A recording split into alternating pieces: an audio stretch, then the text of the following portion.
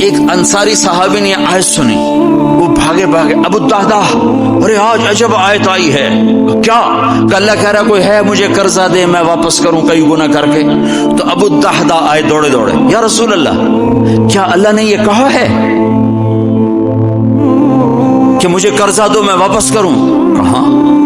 کہا یا رسول اللہ اللہ کو کیا ضرورت قرضہ مانگنے کی, کہ اللہ چاہتا ہے کہ اس کے بدلے اللہ تمہیں جنت دے.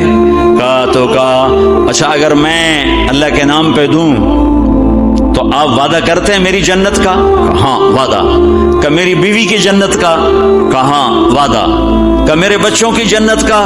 کہا ابو دہدہ تو زیادہ ہی مانگتا جا رہا ہے, پر تیرے بچوں کا بھی. کہا یا رسول اللہ ہاتھ بڑھائیں, میرے 2 باغ ہیں دونوں اللہ کے نام پہ صدقہ.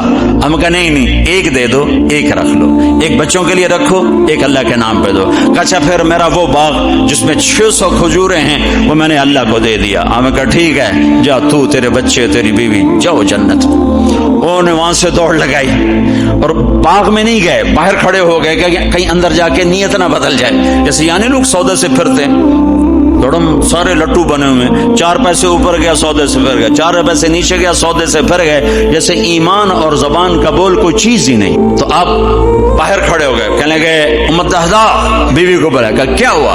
کہ باہر آؤ باہر آؤ باہر آؤ. کیوں؟ کہ باغ اللہ کو دے دیا. اچھا اس کے بدلے میں تیری میری بچوں کی جنت پکی ہو گئی. ان کا ربح البیع ربح البیع, مبارک ہو مبارک ہو, بڑا اچھا سودا کیا بڑا اچھا سودا کیا بڑا اچھا سودا کیا. تو بھائیو گن گن کے رکھنے کے شوق نہ کرو, لگانے کا شوق رکھو.